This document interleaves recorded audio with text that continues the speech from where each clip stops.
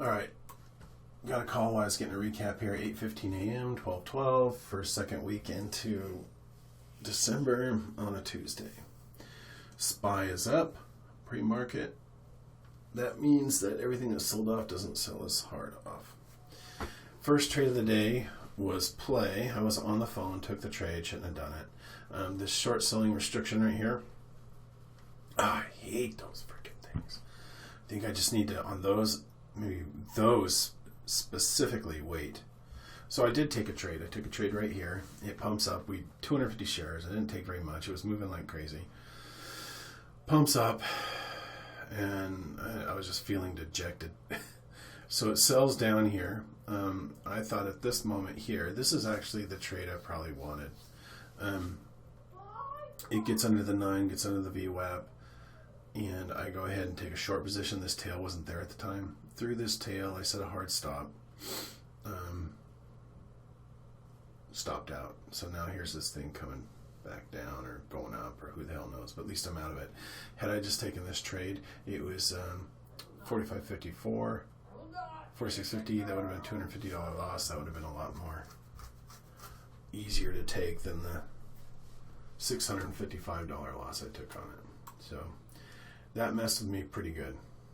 I'm not gonna lie out. The next trade I took was ARMK. There's always a trade that makes you think you can still trade again. So, and this is that trade for me. ARMK here had selling off. I thought there might be some continuation down to 30.69. I took this trade on this one tail, two tail, three tail, 2 indecision candles, and it breaks. So I took this trade right here. At the time, it wasn't going back up. It didn't do that. So it did that and come back down. But I went ahead and took that trade because, again, short selling restrictions. I had to get in on the uptick, and I was hoping for a move back down to low of day. It didn't do what I wanted right away. As you can see on this 1 minute chart here, I stayed in it. It came up and it sold off, but I couldn't stay in that trade. I got out immediately. It didn't do what I wanted to do. So okay. My wife. It didn't do what I wanted to do, so I got out. Yeah, I mean, I can't say that was a bad trade. I was looking for it to go down, and as you can see, it's actually gone way up. So, yeah. The next trade I took was Court. Court was a trade yesterday that just skyrocketed up into oblivion. And I kind of felt that today would be a down day for it. So I went ahead and took a short on it, and I like the fact that I don't have that short selling restriction.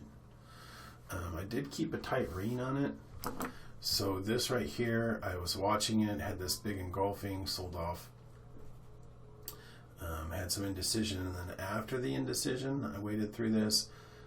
It comes down, it goes up, comes down, and closes, starts to be below this 20 moving average. I went ahead and took a short, thinking I could get down to this 1802. It was kind of hesitating. So right here, I took some profits. It went against me, and I said if it gets past this 9, I'll get out. It did not. It sold down. I took more and more profits, and then it came back to the 9, and I got out. I didn't trust it at that point. So it sold off. I kind of one third candle to hold the blue line. I got back in. A little heavier size this time, 1,000 shares. Oh man. I'll explain what I just said here in a minute. 1,000 shares. I set a hard stop. I believe I was like 1881 or something like that. It was a hard stop. So it didn't execute that hard stop, and in fact it sold off. I was hoping to get to this 1816 level. It didn't, but as you can see, I took profits, and it's kind of selling off. It might sell down. I don't know. These were 2 very good trades for me.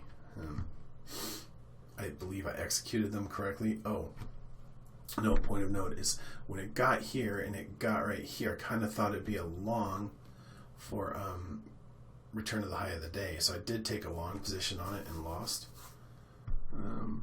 Yes, I took a long position and lost a little bit of money, but then I see it was weak and I flipped my position, which is something I usually don't do, but I was always short bias on it anyhow. So, and then as you can see, it sold off. Next trade I did was NBIX. I wanted to take NBIX short at the open here, somewhere around here, but I just didn't. I didn't like the spreads. I didn't like how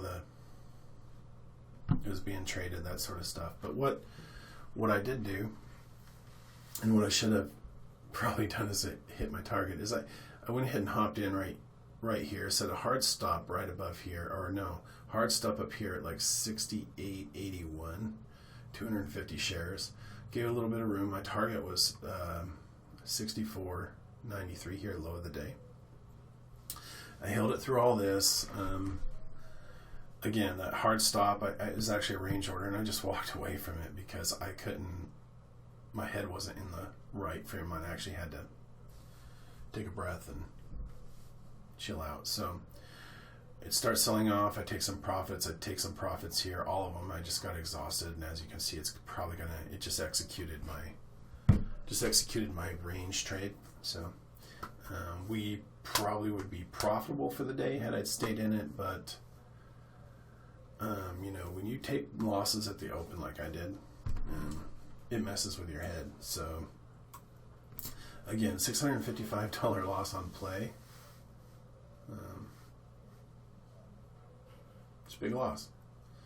But we were able to recover some of it and come back here. So, you learn a little bit each day. Today I learned that when I see a stock that's down, like play, I kind of knew it was going to come up somewhere around here. Kind of knew it. Just like I know it's going to kind of sell off right now. So, but I'm not going to touch this thing with a 10-foot pole. But when I see these things just going crazy, I think I'll just let them kind of settle down, and then trade them. Look for patterns. I'm not going to say I'm not going to trade the open, but I think I want to let them settle down a little bit. This thing was swinging 40, 50 cents at a time, so I should have probably been a little more careful with that. So recap.